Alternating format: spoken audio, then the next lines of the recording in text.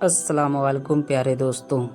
अरसा पुरानी बात है, एक बादशाह के यहाँ एक जादूगर रहता था जो अपने जादू में काफ़ी ज़्यादा माहिर था। बादशाह की सल्तनत गोया उसके जादू के बलबूते पर कायम थी। वह जादूगर बादशाह दुश्मनों को अपने जादू के जोर से हलाक कर देता था। लड़ने झगड़ने की कोई ज़रूरत नहीं पड़ती थी।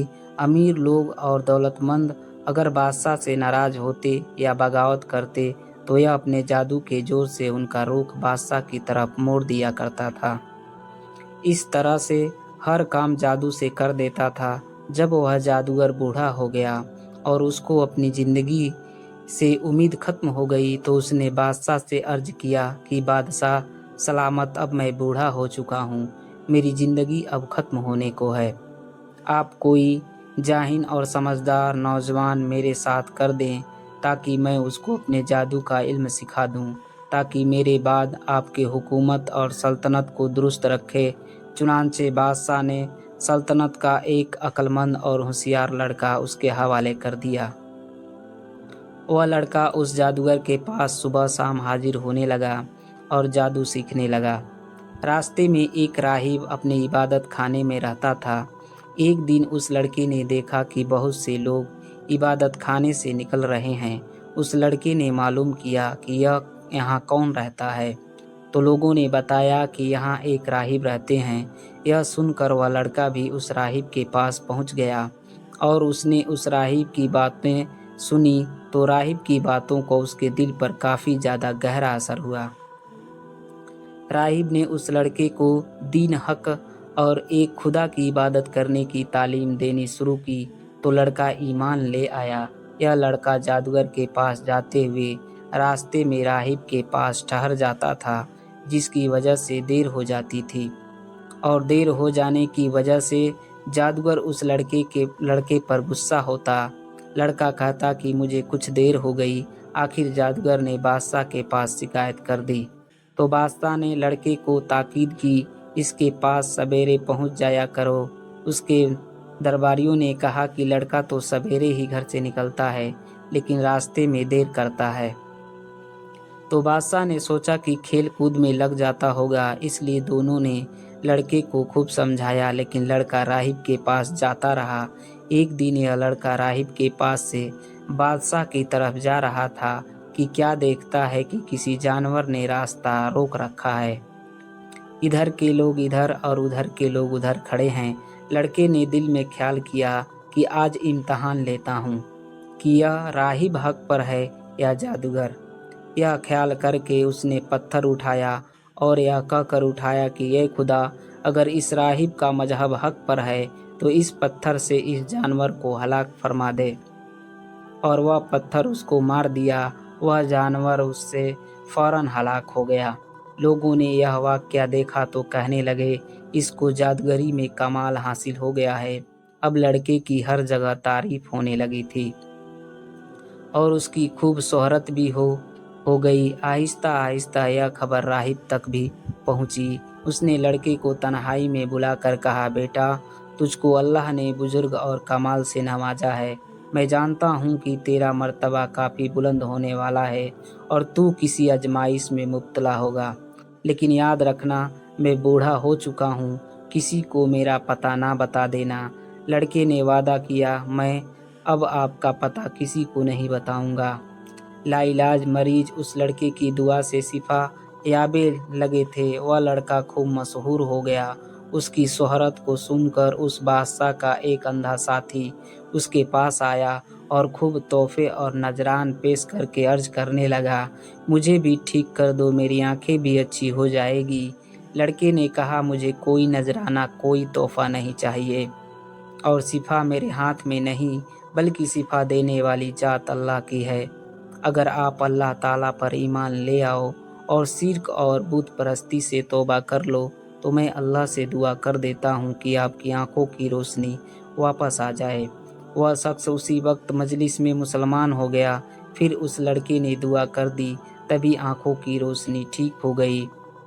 मामूल के मुताबिक जब यह शख्स बादशाह की मजलिस में हाजिर हुआ तो बादशाह उसकी आंखें लौट आने पर काफ़ी ज़्यादा हैरान हुआ। उसने कहा, मेरी बादशाहत में सभी हकीम, طبیب تیری آنکھوں کے علاج کے لیے عاجز ہو گئے تھے، آخر تجھ کو کس سے شفا حاصل ہوئی؟ ساتھی نے کہا میرے پروردگار نے اپنی قدرت سے مجھے بینائی عطا فرمائی ہے۔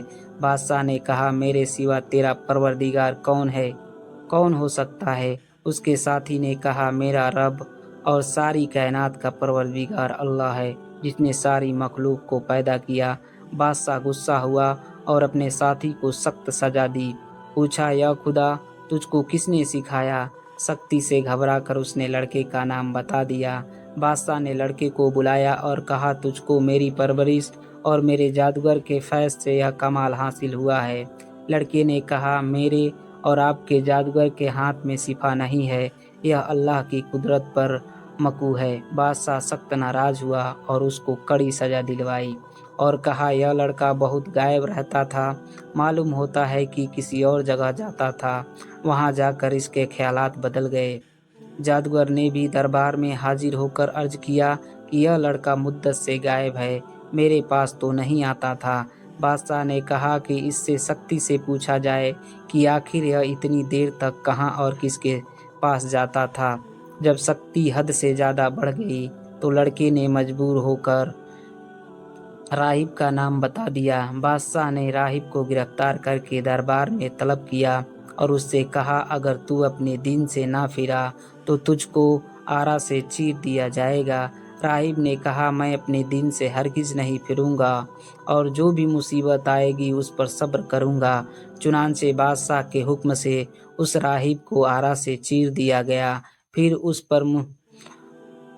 اس مصاحب کو بلایا گیا، اس نے بھی یہی کہا۔ مصاحب نے بھی دین اسلام کو چھوڑنے سے صاف انکار کر دیا، اس کو بھی آرا سے چیر کر شہید کر دیا گیا۔ اس کے بعد لڑکے کو بلا کر سمجھایا گیا اگر تجھ کو اپنی زندگی پیاری ہے تو باز آ جاؤ، ورنہ تو ان دونوں کا انجام دیکھ چکا ہے، تیرا بھی یہی انجام ہوگا۔ اس لڑکے نے بھی بادشاہ کی بات ماننے سے صاف انکار کر دیا۔ بادشاہ نے چند آدمیوں کو حکم دیا کہ لڑکے کو پہاڑ کی چوٹی پر لے جاؤ اور اس کو خوب سمجھاؤ اور دھمکاؤ، اگر مان گیا تو اس کو بڑا مقام اور عزت دیں گے اور اپنا ساتھی بنا لیں گے، اور اگر یہ نہیں مانا تو پہاڑ کی چوٹی سے اسے گرا کر مار دینا۔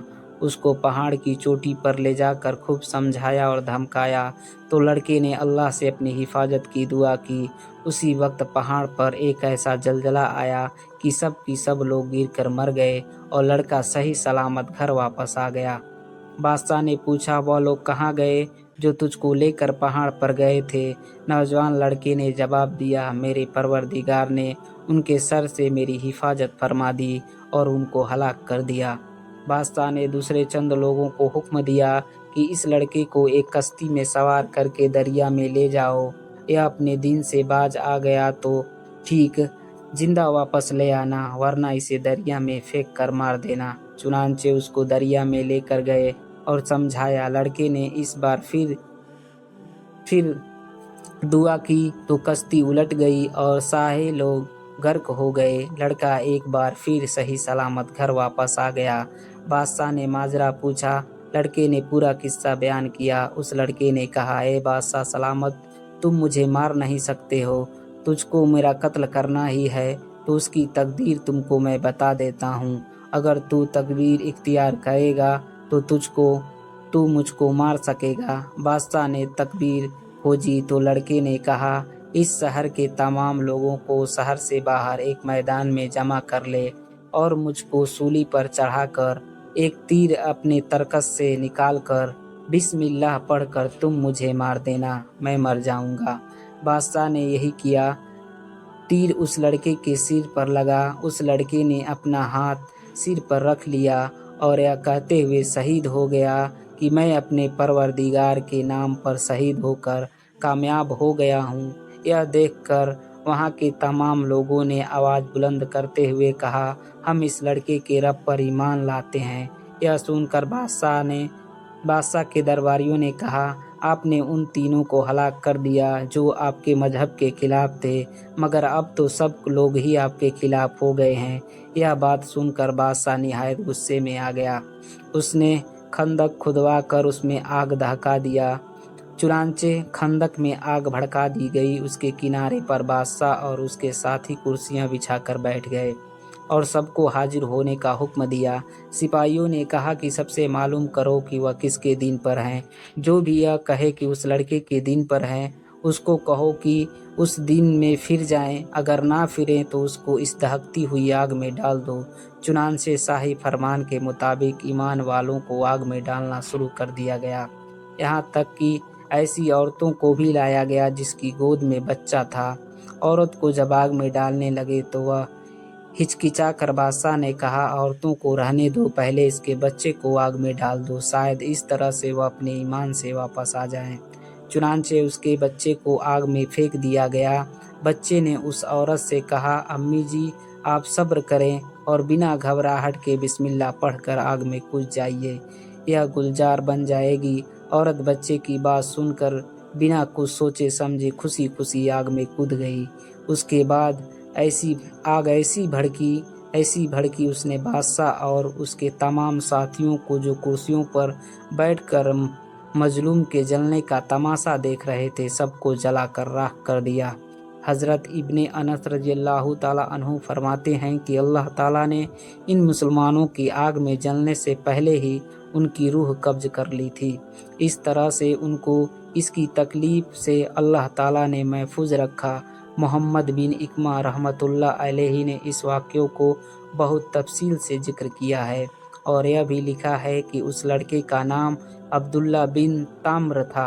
उन्होंने लिखा था कि यह वाक़या यमन के शहर नजरान में पेश आया था और इस हादसे में उस जालिम बादशाह ने तकरीबन 200 से ज़्यादा लोगों को आग में डाल करके शहीद कर दिया था।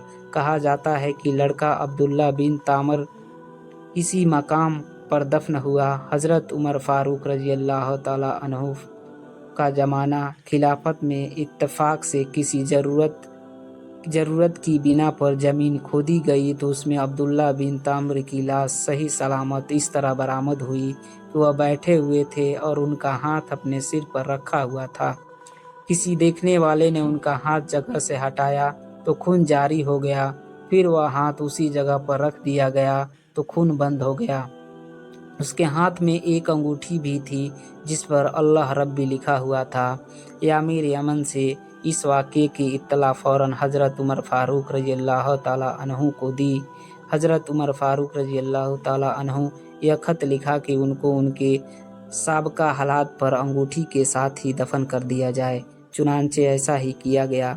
दोस्तों, हमें इस वाक़या से सबक मिलता है कि अपने ईमान पर इस्तेकाम मैश्वरी इस वक्त जब दुनिया की जुल्म भरी पड़ी है तो ऐसे वक्त में कोशिश करनी चाहिए कि हम अल्लाह के नेक और फरमादार इबादत गुजार बंदे बन जाएं, जिससे हमें बुराई और भलाई नज़र आने लगे। अल्लाह ताला हम सबको खात्मा ईमान पर फरमाए। आमीन। दोस्तों, उम्मीद करते हैं कि आज की वीडियो आपको ज़रूर पसंद आई होगी। अगर पसंद आई तो लाइक करके चैनल को सब्सक्राइब करें और साथ ही में बेल आइकन का बटन भी दबा दीजिए।